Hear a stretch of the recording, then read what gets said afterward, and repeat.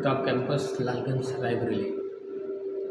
और जो पिछला आपका जो टॉपिक था प्रपोजिशन का, उसी को मैं जितने पार्ट्स मैंने बताए थे 2 पार्ट्स में, आज भी उसी को मैं आगे बढ़ा रहा हूँ। तो देखिएगा जो इम्पोर्टेंट आपके रूल्स थे उसी को आगे हम बढ़ाते हैं। चलिए स्टार्ट करते हैं स्टडी। तो अभी तक मैंने काफ़ी वर्ड्स के बारे में सेपरेटली बताया था कि इनका यूज़ कैसे करना है, चाहे वो आपका एट हो, ऑन हो, या और भी ऐसे जो मीन्स और कम्युनिकेशन वाली जो मेन वर्ड्स होती हैं उनके बारे में मैंने बताया था। अब आप कुछ ऐसे स्पेशल रूल्स पढ़ लीजिएगा जिनको कहीं ना कहीं एग्ज़ाम में आने की जिनकी संभावना बनी रहती है। तो देखिएगा, स्टार्ट करता हूँ। और तो अगला नेक्स्ट आपका रूल ये है कि कुछ ऐसी मेन वर्ब्स हैं जिनका यूज़ यदि आप एक्टिव वॉइस में करते हो तो इनके बाद जनरली क्या आता है, इनके बाद प्रपोजिशन जनरली नहीं आता। तो उन वर्ब्स को मैं लिख दे रहा हूँ और इनको नोटिस करिएगा। इनके बाद इनका यूज़ एक्टिव वॉइस में हुआ है तो इनके बाद प्रपोजिशन नहीं आना है, बल्कि ऑब्जेक्ट आना है, क्योंकि ये सारी ट्रांसिटिव वर्ब है। ऑब्जेक्ट के बाद प्रपोजिशन यदि ज़रूरत है तो लगाया जा सकता है। तो देखिएगा, स्टार्ट में कर लीजिएगा। जैसे आपका stress, emphasise,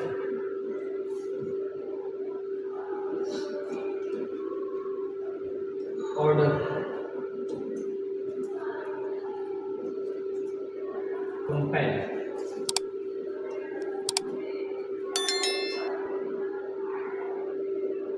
shine, resign, direct, before,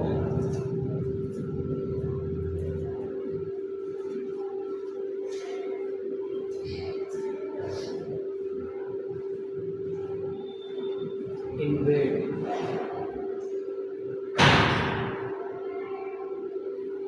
attack,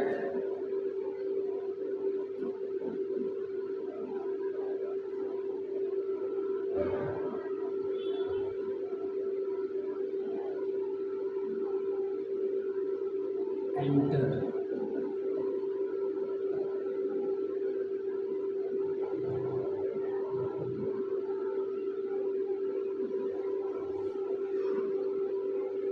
advise, instruct,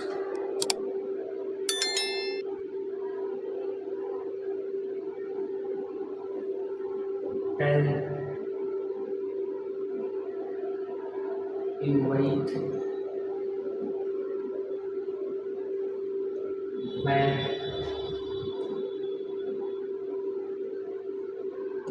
investigate,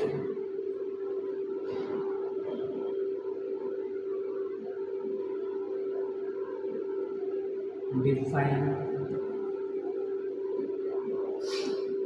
describe।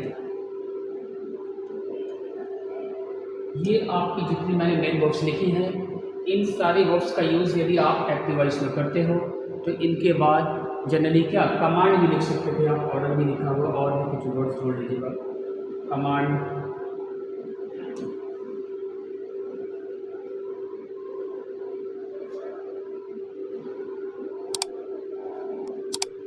तो जितने वर्ब आपके मैंने लिखे हैं, स्ट्रेस हो गया, एम्फेसाइज हो गया, ऑर्डर हो गया, कंपेल हो गया, shine, resign, direct, befall, invade, attack, enter, advise, await भी लिख सकते थे आप। तो ये ऐसी आपकी वर्ब है जिनके बाद आपको ऑब्जेक्ट का सीधे सीधे यूज़ करना है, ना कि इनके बाद किसी भी प्रपोजिशन का। और एक्टिव वॉइस की बात कर रहा हूँ, पैसिव वॉइस में आपका इनके तुरंत बाद आपका प्रपोजिशन आ जाएगा जो भी सूटेबल है, लेकिन एक्टिव वॉइस में इन वर्ब के बाद सीधे ऑब्जेक्ट आता है और उस ऑब्जेक्ट के पहले किसी भी प्रपोजिशन का यूज़ नहीं करते हैं। और सारे वर्ड्स के मीनिंग आपको मालूम होंगे। इन्वेड या अटैक आक्रमण करना होता है।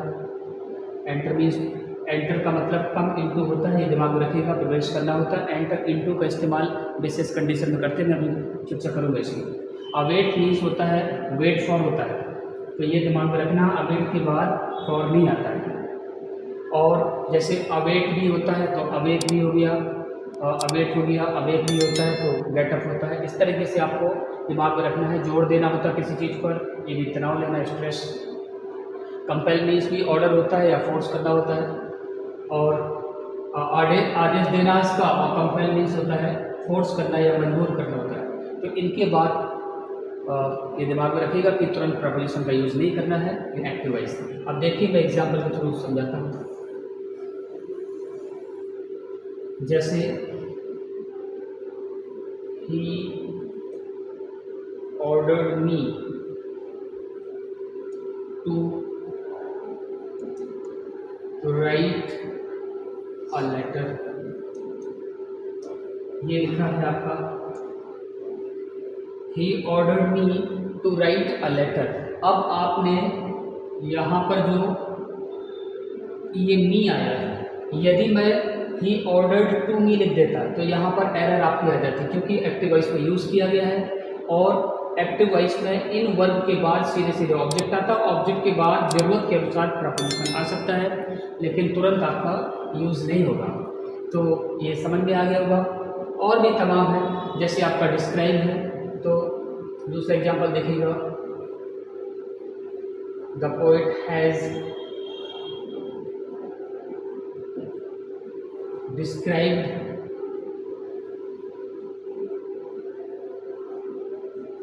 the beauty of nature, ये लिखा है। अब यहाँ से आपकी एरर जो आएगी, तो the poet has described about the beauty of nature, यदि यहाँ पर अबाउट आता या कोई भी अन प्रपोजिशन तो कैसा हो जाता, गलत हो जाता। तो ये नोटिस करिएगा कि जितने भी मैंने वर्ब लिखी हैं उनके बाद तुरंत प्रपोजिशन का यूज़ एक्टिव वॉइस में नहीं करना है। एक एग्जांपल और देख लीजिएगा। एट फर्स्ट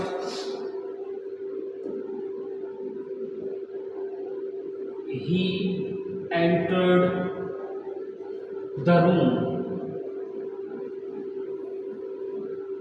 अब यहाँ पर ज़्यादातर बच्चे गलतियाँ करते हैं कि एंटर्ड के बाद यहाँ पर वो इनटू लिखते हैं, यदि तो ये कैसा होता, रॉन्ग हो जाता, क्योंकि एंटर मीन्स क्या होता है, एंटर का मतलब होता है कम इनटू, अर्थात इसमें ऑटोमेटिकली कैसा छुपा हुआ है आपका वर्ड।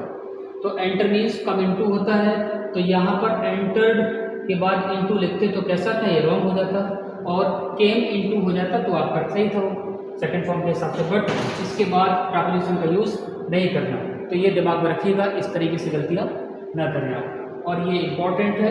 हाँ, पैसिव वॉइस में इन वर्ब के तुरंत बाद आपका इन क्रियाओं के तुरंत बाद आपका प्रपोजिशन आता है, तो वो कोई दिक्कत नहीं है, लेकिन एक्टिव वॉइस में नहीं आता है। तो ये क्लियर हो गया, इनको इम्पोर्टेंट मान के चलिएगा। इस तरीके से क्वेश्चंस बनते हैं इनसे। अगला देख लीजिएगा। अब इसमें थोड़ा सा स्पेशल देखिएगा। जैसे मैंने कहा कि एंटर, एंटर का मतलब प्रवेश करना होता है,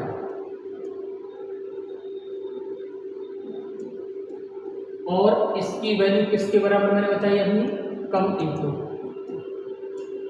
चाहे ये वर्ड इस्तेमाल करो चाहे ये करिए, लेकिन जब कैसा हो, शारीरिक रूप से, शारीरिक रूप से आप प्रवेश करते हो, तब आपको इसके बाद प्रपोजिशन का यूज नहीं करना है। और मेंटली यदि आप एंटर करते हो, तो इसके बाद क्या आता है आपका, इनटू आ जाएगा। ये दिमाग में रखिएगा। जैसे और शारीरिक रूप से प्रवेश करते हो तो एंटर के बाद प्रपोजिशन नहीं आता है। अब देखिए एग्जांपल के थ्रू देखिएगा। जैसे कह दिया जाए कि we are going to enter into new era कह लीजिए, चाहे एज कह लीजिए, ये लिखा है आपका। तो आप जो है इनके हिसाब से आप ऐसा इस्तेमाल कर सकते हो। तो यहाँ पर एंटर कैसा है, ये आप कुल मिलाकर के कोई भी आपका अग्रीमेंट होता है, अग्रीमेंट होता है या कोई फैक्ट होता है या किसी टाइम की बात करेंगे, तो जब इसमें आप प्रवेश करते हो तो यहाँ पर आपका एंटर के बाद इनटू आ जाएगा और फिजिकली आप प्रवेश करते हो। आप तो ये थोड़ा सा ध्यान देना है आपको, इसमें यूज़ नहीं करना है इसका। तो यहाँ पर इससे रिलेटेड अक्सर एरर आती है आपका। तो एक तरीका ये भी है और एक तरीका मैंने वहाँ पर बताया था। तो नोट कर लीजिएगा इनको या स्क्रीनशॉट ले सकते हो। ये बड़ी महत्वपूर्ण रूल्स है आपके, इम्पॉर्टेंट है एग्जाम के दृष्टिकोण से। क्लियर है ये? अब आप देखिएगा, नेक्स्ट देखिएगा। तो मेंटली करते हो तो आप लगाना है इनको, अदरवाइज नहीं यूज़ करना है। अब आगे आप इसी तरीके से और देख लीजिएगा। जैसे आपका कुछ वर्ड्स मैंने, और अब अगला मैं कुछ लिखा दे रहा हूँ कि कुछ ऐसी वर्ड्स हैं जिनके बाद डबल ऑब्जेक्ट्स भी आते हैं, तो वो थोड़ा सा दिमाग में रखिएगा। कुछ ऐसे मेन वर्ड्स हैं जिनके बाद डबल ऑब्जेक्ट्स आते हैं, जैसे आपका जैसे लैंड हो गया, बोरो हो गया,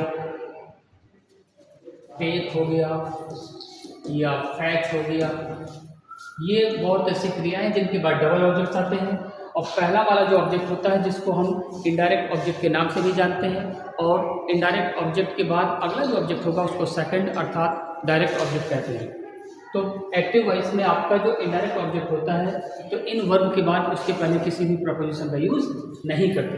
तो ये दिमाग में रखिएगा। जैसे मैं कह दूँ कि ही lent me some money, जैसे ये लिखा हुआ है, उसने मुझे कुछ धन उधार दिया।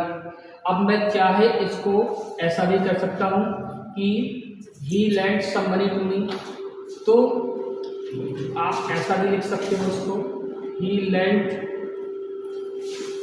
some money to me, ये भी सही है। लेकिन यहाँ पर आपका पहला ऑब्जेक्ट ये था और सेकंड आपका ये है, इसको हम लोग क्या बोलते हैं? हम लोग इनडायरेक्ट ऑब्जेक्ट, ये याद रखिएगा। और ये क्या कहलाएगा? डायरेक्ट ऑब्जेक्ट कहलाएगा। तो डायरेक्ट ऑब्जेक्ट जो बाद में आता है, यदि लिविंग होता तो उसके पहले सुटेबल प्रपोजिशन लगा सकते हो, लेकिन जो आपका इनडायरेक्ट ऑब्जेक्ट जो अर्थात पहले आता है, उसके पहले आप तुरंत प्रपोजिशन का यूज़ नहीं करोगे। तो ये आपकी और ट्रांसिटिव वर्ब है। और याद रखिएगा, जो ट्रांसिटिव वर्ब के बाद डबल ऑब्जेक्ट आ जाएगा, इन्हीं वर्ब के बाद डबल भी आ सकता है, सिंगल भी आ सकता है ऑब्जेक्ट।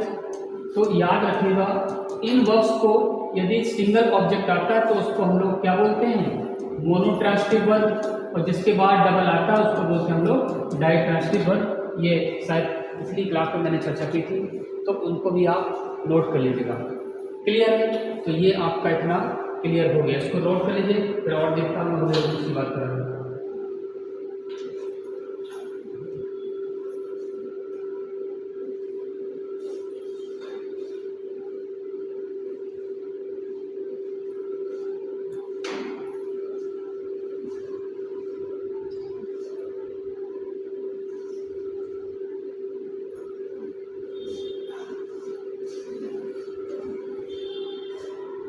और इसके अलावा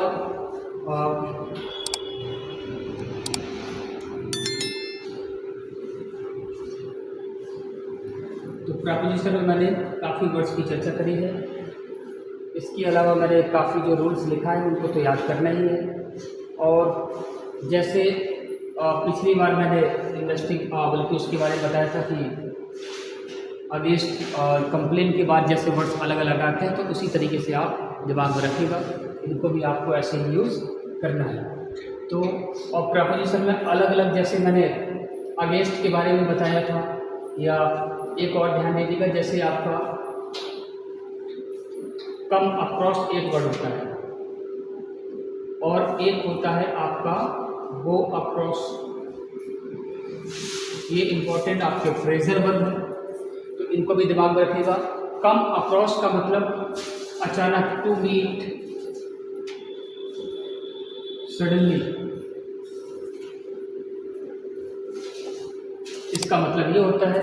और गो अक्रॉस का मतलब होता है में से होकर जाना या गुजरना, आप कह सकते हो। तो वो to go in the middle of something, इस तरीके से आपका इसका हो जाएगा। तो याद रखिएगा, ये बहुत इंपॉर्टेंट है, अक्सर एग्जाम में आता है। तो कम अक्रॉस के बाद क्या है, मीट लिखा हुआ है, तो ऐसे दिमाग में रखिएगा। जैसे when I was going to market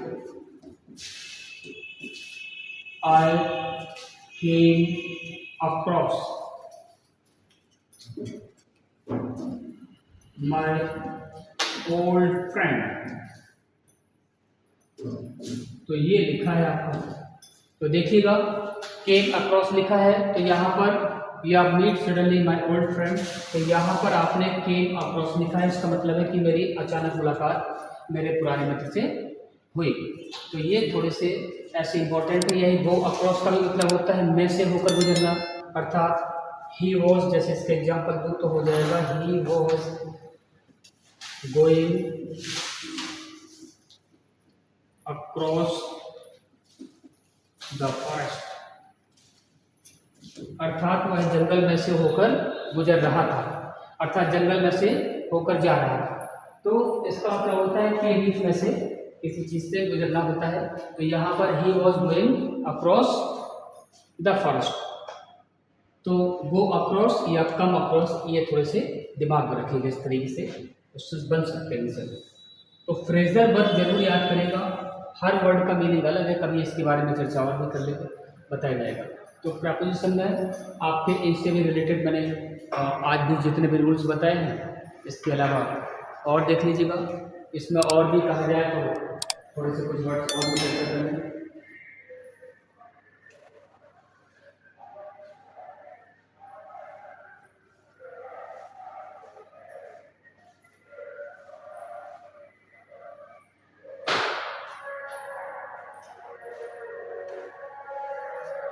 जैसे ऑन और एट के बारे में मैंने चर्चा की थी। जैसे ऑन अपॉन भी एक वर्ड होता है, या अपॉन भी हो गया, तो दोनों का मतलब क्या होता है, मैं, बल्कि ऐसा कह लीजिए पर या के ऊपर, ये अर्थ आपके होते हैं इनके लिए। तो ये दिमाग में रखना है आपका, कैसा, पर या के ऊपर होता है, इनके अर्थ है ये। और ऑन किस चीज को दिखाता है, स्थिर अवस्था को दिखाता है, अर्थात इसमें आपका मूवमेंट नहीं होता है। और अपॉन में क्या होता है, आपका मूवमेंट दिखेगा, अर्थात कहीं ना कहीं उसमें मूवमेंट दिखाई देगा, अर्थात उसमें स्थिर अवस्था को अवॉइड किया जाता है। और दोनों का अर्थ कैसा है, आपका सेम है। तो देखिएगा इनसे रिलेटेड यदि एग्जाम्पल की बात करूँ मैं, तो देखिएगा जैसे there is a pen on the table, तो यहाँ पर जो पेन रखा है तो किस पर है, ऑन पर, और सॉरी ऑन टेबल पर है, तो ऑन लिखा है।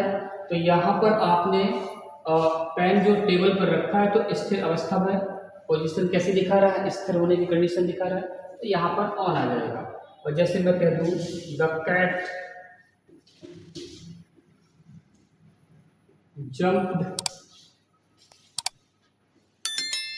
जंप अपॉन द टेबल, तो यदि कैट आपका यहाँ पर जब कैट ने जंप किया तो कैसा, टेबल पर जंप किया, तो टेबल पर किसी दूसरे स्थान से आई तो कैसा मूवमेंट हुआ, इसलिए आपने यहाँ पर क्या लगा दिया, अपॉन लगा दिया। तो ये इम्पोर्टेंट है आपका, इस हिसाब से ये हालांकि है आसान चीज, इसमें आपको परेशान होने की जरूरत नहीं है। तो ये भी बन जाएगा आपका, इसको भी याद कर लीजिएगा, आसान है ये रूल्स। और मैंने मैरिड के बारे में बताया ही था, और काफ़ी इम्पोर्टेंट रूल्स मैंने चर्चा कर रखी है प्रपोजिशन के बारे में, इन पर आप कमेंट करिएगा। और इसी से रिलेटेड आपके क्वेश्चंस बनते हैं, जो थोड़े बहुत इम्पोर्टेंट रह गए तो उनको मैं आज दिखा दे रहा हूँ। ये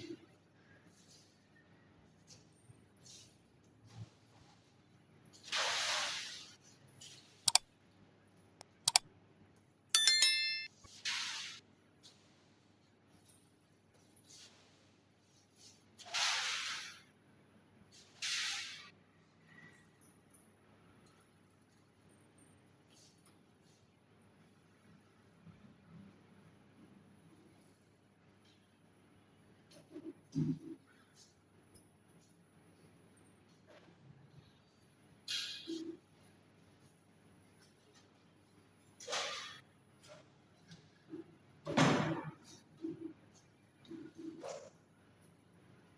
चीज़ और इंटरोगेटिव प्रोनाउन की बात करते हैं तो इसमें भी थोड़ा सा ध्यान दे लीजिएगा कि इससे रिलेटेड आपके क्वेश्चंस बन कर मैं बता रहा हूँ और भी इनको नोट कर लीजिएगा।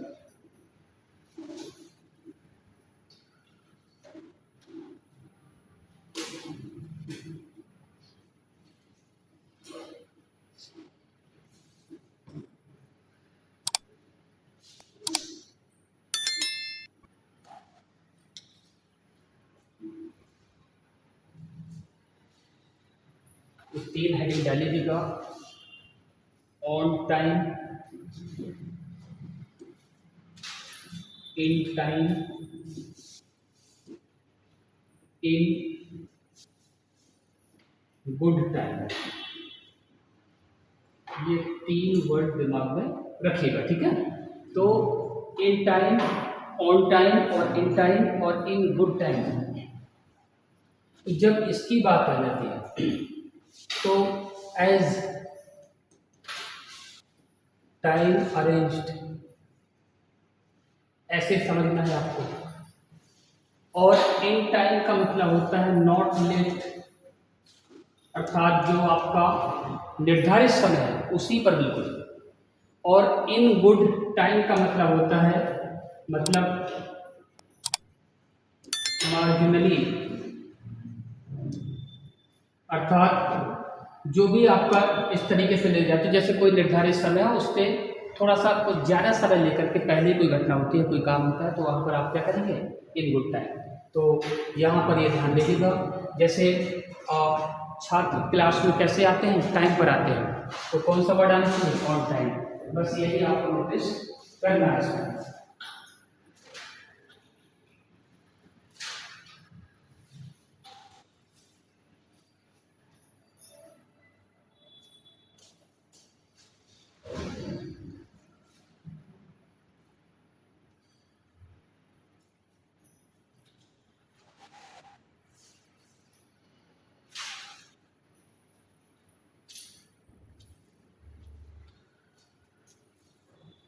तो यदि मैं, तो यहाँ पर कैसा है, मार्जिनली है, मतलब एक अच्छे समय से मतलब पहुँच जाए कहीं जो निर्धारित समय है, तो वहाँ पे दिमाग रखिएगा। तो ये आपका इन, यहाँ पर आपका ये देख लीजिएगा। अब देख लीजिएगा, जैसे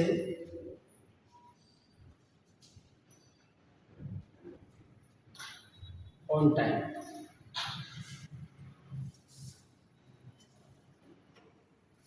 द ट्रेन इज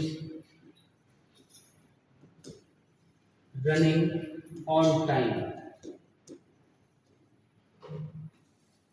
तो आपका ऑन टाइम का मतलब इसके पहले शायद इसका मैंने, ऑन टाइम का मतलब होता है नॉट लेट, ये थोड़ा सा उल्टा हो गया शायद पहले।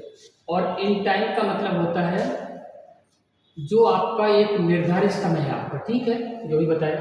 तो कहने का मतलब बिल्कुल जो फिक्स समय होता है आपका और उससे थोड़ा बहुत आगे पीछे होते हो, तो वहाँ पर इन टाइम आ जाएगा। और जो आपका फिक्स समय है हमारा कि इतने समय पर यहाँ आना चाहिए, अर्थात उसमें बिल्कुल लेट ना हो, तो वहाँ पर आप क्या करेंगे, ऑन टाइम इस्तेमाल करेगा। तो the train is running on time, यहाँ पर मैंने बोला है, तो इसका मतलब है कि ट्रेन कैसे अपना जो भी निर्धारित समय है उसके अकॉर्डिंग चलेगी। समझ में आ रहा है, तो यहाँ पर ये हो जाएगा। तो आपका जो भी अरेंज टाइम आपका होता है तो उसके लिए आपका ये हो जाएगा, और ये आपका नॉट लेट। तो यहाँ पर आप देखिएगा, the train is running on time, अर्थात जो भी आपका निर्धारित समय है, अरेंज टाइम है, उसके मुताबिक चलेगी, अर्थात नाइदर बिफोर और नॉर लेट, इस तरीके से आप कह सकते हो, या आफ्टर। तो यहाँ पर आपका ट्रेन का समय पर सही चलना, तो कैसा है, ऑन टाइम आ जाएगा। और जैसे मैं कह रही हूँ कि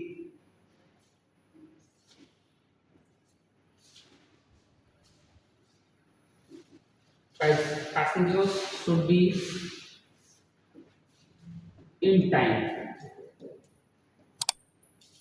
तो पैसेंजर्स को कैसा होना चाहिए, टाइम पर होना चाहिए जब भी वो स्टेशन जाते हैं। तो यहाँ पर ये, या जैसे मैं कह दूँ कि स्टूडेंट्स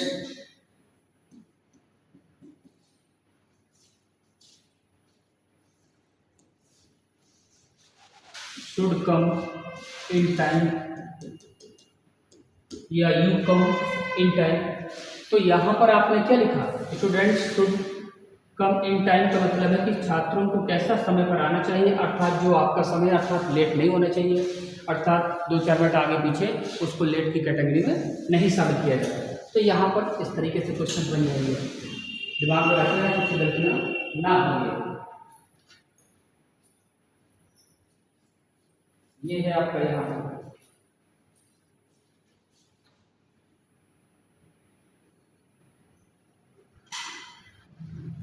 और अगला जो आपका लिखा था, ये यहाँ पर ई कर लीजिएगा, PASSENGERS। और अगला आप देखिएगा, इतना तो हो ही गया। अब इस पर देखिए आप, देखा जाए अगला है आपका इन गुड टाइम का। तो इसके बारे में आप सीधा सा है कि जो भी एक मार्जिनली, मतलब थोड़ा सा पहले एक समय का एक बड़ा अंतराल, मतलब कहने का जो निर्धारित समय उससे आप थोड़ा सा मार्जिन लेकर के, एक अंतराल लेकर के पहले ही आ जाए। तो जैसे वी रीच्ड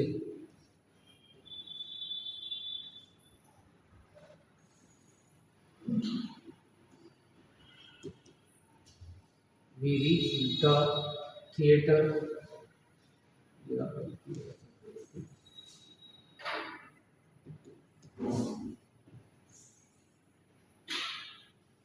हॉल इन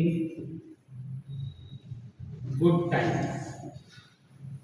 तो हम कैसे सिनेमा हॉल पहुंच गए, इन गुड टाइम, अर्थात मार्जिनली जो कंफर्ट दिखाए। तो कहने का मतलब आप पहले निर्धारित समय से काफ़ी पहले पहुंच गए। तो यहाँ पर क्या लगा कि आप इन गुड टाइम। तो ये दिमाग में रखिएगा, ऐसे मैंने एग्जाम्पल दिए हैं, तो इनको भी आपको दिमाग में रखना है, ठीक है। और टाइम की बात होती है, और भी जैसे मंथ का नेम होता है तो वहाँ पर इन लगाना है, ईयर का नाम होता है तो वहाँ पर इन लगाना है। तो ये घटनाएं किस में होती हैं, पास्ट में होती हैं। तो इससे रिलेटेड आपका प्रोपोजिशन में मैंने काफ़ी चीज़ें बताई हैं, और इसमें यही एक ऐसी चीज़ है कि इसमें आपको ज़्यादातर ध्यान देना कि किसके बाद कौन से प्रपोजिशन आ रहे हैं या किनके बाद आपके प्रपोजिशन नहीं आते। तो फ्रेजल वर्ब में भी बहुत ऐसा है, तो फ्रेजल वर्ब के हिसाब से भी आपको याद करना पड़ेगा कि किस प्रपोजिशन का यूज़ किस मेन वर्ब के बाद किया गया है, तो दिमाग में रखना है। और मैंने मैरी के बारे में बताया था कि किस तरीके से है, मैरिड या आपका वेडेड हो गया या गेट मैरिड, इन तीनों का अलग अलग यूज़ मैं बता चुका हूँ। तो इनको भी इम्पोर्टेंट मान के चलिएगा, और काफ़ी मैंने प्रपोजिशन के बारे में प्रीवियस क्लासेस में बता ही दिया है। तो और बाकी फ्रेजल वर्ब आप याद करेंगे तो उससे क्वेश्चंस बनते हैं। और थोड़ा सा और एक दो रूल्स देखते हैं, इसके बाद हम आप करते हैं चैप्टर को।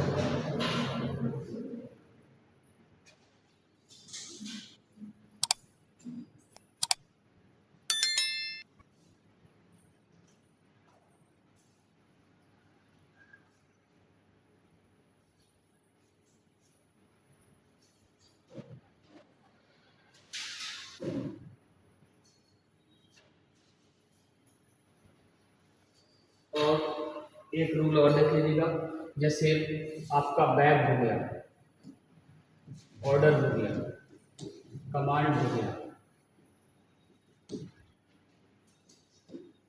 Invite, instruct,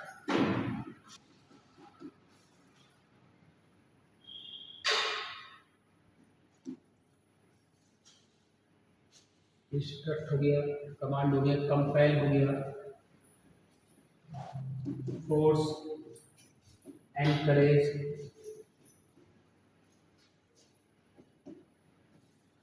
advise,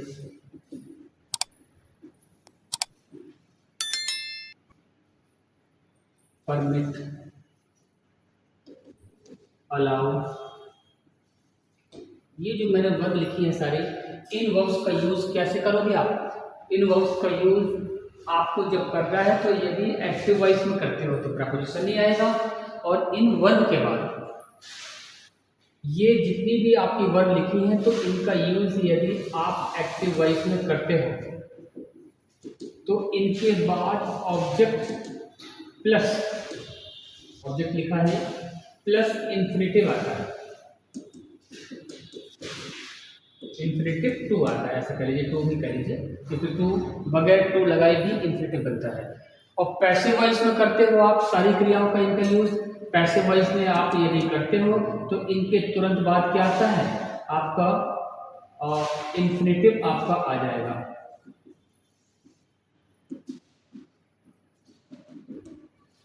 infinitive to आ जाएगा, पैसिव वॉइस में तुरंत आ जाएगा, और एक्टिव वॉइस में आपका ऑब्जेक्ट के बाद इन्फिनेटिव टू आएगा। ये भी वर्ब को थोड़ा दिमाग में रखना आपको। और कमांड मीन्स भी आदेश देना होता है, ऑर्डर होता है, ये आदमी के सेंस में होता है। नॉर्मल आदेश आपका ऑर्डर देना होता है, इनवाइट हो गया, इंस्ट्रक्ट हो गया, और कंपेल या फोर्स मजबूर करना या बाध्य करना होता है। एनकरेज लिखा है, एडवाइस, परमिट, ये बहुत ऐसे ही आपको। और टीच भी एक वर्ड है जैसे कहा जाए, तो ये सारे वर्ड्स कैसे हैं, इनके बाद आपको प्रपोजिशन तुरंत एक्टिव वॉइस नहीं लगाना बल्कि ऑब्जेक्ट आना चाहिए। देखिएगा इसके एग्जाम्पल के थ्रू मैं इसको समझा देता हूँ। अब आप देखिएगा, ये जैसे कहा जाए कि she compelled me to leave, she compelled me to leave this house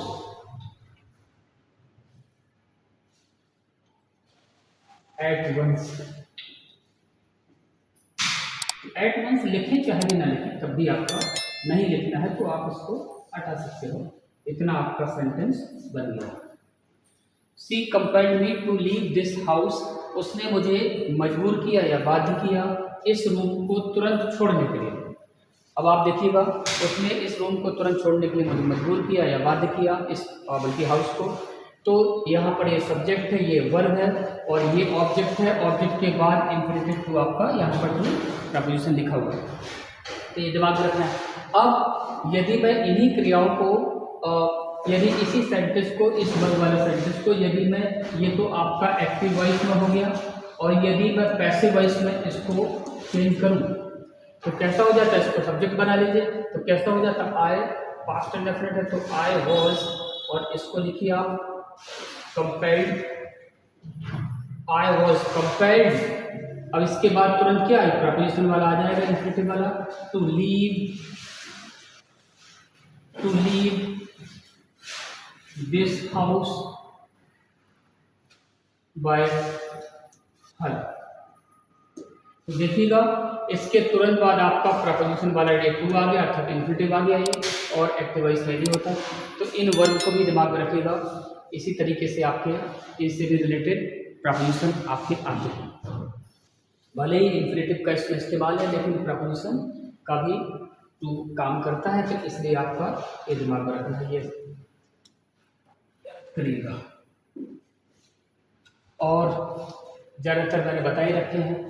हाँ, एक चीज़ और, जैसे मैं इसकी बात करूँ, जैसे आपका टाइम की बात होती है, जैसे 5:05 हुआ है, या 5:18 हुआ है, PM बोल दिया या AM बोल दिया, ये इस तरीके से आपके जो टाइमिंग वाले आते हैं, तो इनको भी थोड़ा सा किस तरीके से बनाना है। तो 5:18 कह देते हम लोग स्पोकन में, जनरली इसको रीडिंग अवस्था में लिखते हो तो थोड़ा सा उसका तरीका अलग है।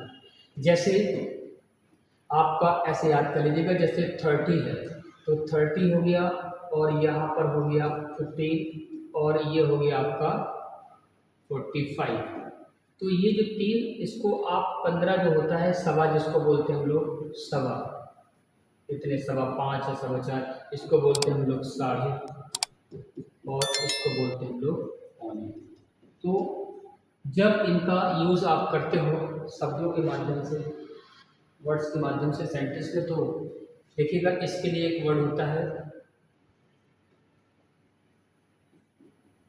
क्वार्टर टू, और इसके लिए होता है हाफ पास्ट, ठीक है, और इसके लिए होता है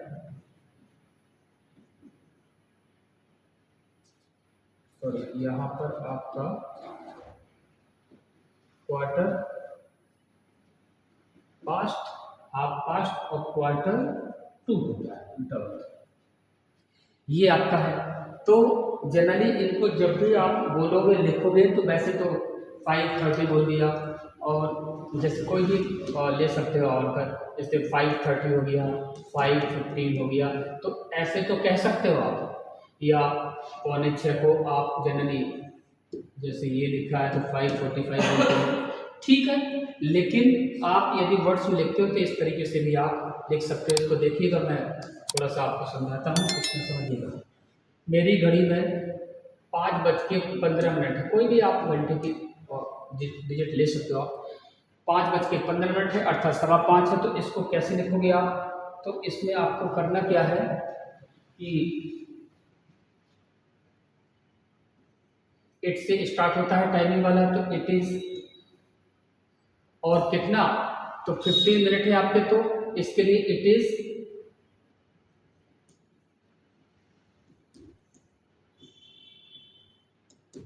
क्वार्टर पास्ट 5, ये है आपका। और यदि मेरी घड़ी में, तो उसके लिए प्रेपोजिशन क्या था? बाय माय वॉच, याद रखिएगा, इन माय वॉच करके एरर आती है। तो यहाँ पर लिखा इट इज क्वार्टर पास्ट 5, तो यहाँ पर क्वार्टर पास्ट का मतलब हो गया सवा, और 5 का मतलब 5, अर्थात 5:15 को आप इंग्लिश में इस तरीके से लिखते हो, ठीक है। और यदि 5:30 लिखा होता तो आप क्या करते? हाफ पास्ट 5, क्लियर है। और यदि 5:45 अर्थात 4:45 लिखा होता तो आप बोलते इट इज क्वार्टर टू 5, बल्कि क्वार्टर टू, हाँ, तो 5 लिखा तो वहां पर quarter to 5 by my watch, अर्थात 5:45 बज गया था, ठीक है। तो इस तरीके से आपको ये दिमाग में रखना। अब इसके बाद आप यदि इसकी जगह ये वाला आ जाए, 5:02 हुआ है या 5:05 हुआ है, तो याद रखिएगा, मैं एक अच्छी चीज़ बता दूं, जैसे आपका जो 5 से निर्धारित होता है, 5 कह लीजिए आप, 0, 5, 10, 15 के लिए है ही एक निर्धारित वर्ड क्वार्टर पास्ट, इसके बाद 20, इसके बाद 25, और ये 30 के पहले तक, इसको ध्यान से समझिएगा, 5, 10 और 20 और 25, इसके बाद भी यही आपका कौन सा आ जाएगा? 35, 40 और 45 के लिए वर्ड है ही, इसके बाद आपका 50 हो जाएगा और 55। ये जो 4 डिजिट आपके 30 के बाद भी हैं और 30 के पहले, जिनको आप डायरेक्ट किससे डिवाइड कर सकते हो? 5 से। एक रूल है, आप सोच रहे हो कि 5 कहाँ से आ गया, तो एक रूल होता है कि 5 से डायरेक्ट डिवाइड होते हैं। तो 30 के पहले वाले यदि ये मिनट की संख्या होती है, कौन सी? 5, 10 या 20 या 25, और या 30 के बाद वाले ये डिजिट होंगे जो 5 से डायरेक्ट डिवाइड होते हैं। और बाकी आपका यहाँ 15 जो लिखा है, यहाँ पे 30 ये है, और यहाँ पर जो 45 है, इसके लिए पर्टिकुलर वर्ड क्वार्टर पास्ट या क्वार्टर टू ऑलरेडी है ही। तो इसमें आपका जो 5 लिखा है या 10, 25, तो इनमें 5 से डायरेक्ट डिवाइड होने की वजह से आप उस इन डिजिट के जितने भी सेंटेंस बनेंगे उसमें आपको टू बल्कि मिनट शब्द नहीं लिखना है। देखिए एग्जाम्पल के थ्रू मैं बता दे रहा हूँ। जैसे मैं कह दूँ कि मेरी घड़ी में कितना है? 5:02 है, तो इसको कैसे ट्रांसलेट करते? इट इज कितने मिनट ज़्यादा है? 5:02, तो आप लिखते इट इज 2 मिनट्स करते आप। क्यों? क्योंकि मिनट की संख्या 2 है, तो यहाँ पर एस लगाएगा। इट इज 2 मिनट्स, और चूंकि 30 के पहले है तो आपको वर्ड लिखना पड़ेगा past. It is 2 minutes past 5। और बाकी लिखना है तो बाय माई वॉच अर्थात मेरी घड़ी में, अर्थात मेरी घड़ी के द्वारा। तो यहाँ पर 30 के पहले तक जितने आपके इन 4 डिजिट को, बल्कि छोड़ दीजिए, ये 5 से डिवाइड होते हैं, ये रूल होता है, तो इनको छोड़ दीजिए। बाकी जो भी आपके डिजिट आते हैं 30 के पहले तक, चाहे 29 ही क्यों ना हो, तो उनमें आपको मिनट शब्द का इस्तेमाल करना है। और मिनट, और बाकी 15 के लिए क्वार्टर पास्ट होता है, इसके लिए हाफ पास्ट, और क्वार्टर टू 45 के लिए होता है। तो बाकी है, यदि मैं कह दूँ 5:05 है, तो आप कैसे लिखते हैं? इट इज कितने, 5 मिनट ज्यादा है आपके, तो हो जाता है इट इज 5। अब आपको मिनट शब्द नहीं लिखना है, इट इज 5 मिनट्स नहीं लिखना है। क्यों? क्योंकि ये नियम है कि ये डिजिट आते हैं तो मिनट शब्द नहीं लिखा जाता है। तो इट इज 5 पास्ट 5, और आपको लिखना है तो बाय माय वॉच, और यहाँ पर भी आप लिख सकते थे बाय माय वॉच। ये क्लियर हो गया? इस तरीके से आपके वर्ड बन सकते हैं आपके, ठीक है। तो ये आपका, और 5:29 होता तो क्या लिखते हैं आप? इट इज 29 मिनट्स पास्ट 5, ये लिखा जाता है, 29 होता है। और यदि आपका 31 होता, माना कि 5:31 है, तो चूंकि 31 है तो याद रखिएगा ये जो 30 के बाद मिनट आए हैं, जो कि ये वाली संख्या नहीं आई, अर्थात 30 के बाद जो भी मिनट आते हैं, तो जो रिमाइंडर, जो बचे हुए मिनट होते हैं, बचे हुए मिनट होते हैं, जो अर्थात शेष बचे हुए मिनट जो आपके होते हैं, उनको आपको लिखना है। और इसके बाद 2 लिखा जाता है। तो जैसे 5:30 लिखा है, तो इसको मैं थोड़ा सा देखो यहाँ समझाता हूँ। जैसे 5:31 है, तो इसको कैसे लिखते हैं? इट इज, और अगले बजने में, मतलब 6 बजने में कितने, 29 मिनट, तो जो बचे हुए मिनट हैं उनको लिखा जाएगा। और चूंकि ये 5 से डिवाइड नहीं होता है, तो आप इसमें मिनट शब्द लिखोगे, और होता है तो नहीं लिखोगे, उल्टा है। तो इट इज 29, भाई 31 है तो बचे मिनट कितने हैं? इतने। इट इज 29 मिनट्स भी लिखोगे क्योंकि ये डिवाइड नहीं हो रहा है, मिनट्स 2 लिखोगे, यहाँ पर पास्ट नहीं लिखोगे, 29 मिनट्स 2, और फिर अगली डिजिट लिखोगे 6, ये आपका, ठीक है। तो इट इज 29 मिनट्स टू 6। और यदि मैं कहता 5:55, तो ये हो जाता है इट इज, और ये बच्चे हुए मिनट लिखते हैं, तो क्या हो जाता है इसके लिए? इट इज 5, और 5 शब्द चूंकि बचा हुआ है, इसमें 6 बजने में कितने मिनट है? 5 बाकी है, तो वही बचे हुए मिनट लिखना आपको। तो इट इज 5, और फिर इसके बाद 2 लिखना आपको, मिनट शब्द नहीं लिखना क्योंकि 5 से डिवाइड हो रहा है बचा हुआ। तो इट इज 5 to 6, ये बन जाएगा आपका 5:55 का मतलब इट इज 5 to 6 इसका। और 56 होता तो आपको 4 मिनट लिखना पड़ता, तो लिखते इट इज 4 minutes to 6, आपका ये भी 56 होता। तो ठीक है, ये समझ में आ गया होगा। तो आज की क्लास में ये प्रीपोजिशन का जो आपका चैप्टर था, तो आपने जो पढ़ा है उसके हिसाब से मैंने इम्पोर्टेंट रूल्स की चर्चा करी है। और तो ये चैप्टर आज का ख़त्म होता है, और अगले जब भी आया जाएगा क्लास के लिए अगले, तो आपका किसी न किसी नए टॉपिक के साथ मैं आऊँगा। और तब तक इन चीज़ों को ध्यान दीजिएगा और अपना भी बड़ा ख्याल कीजिएगा। ओके।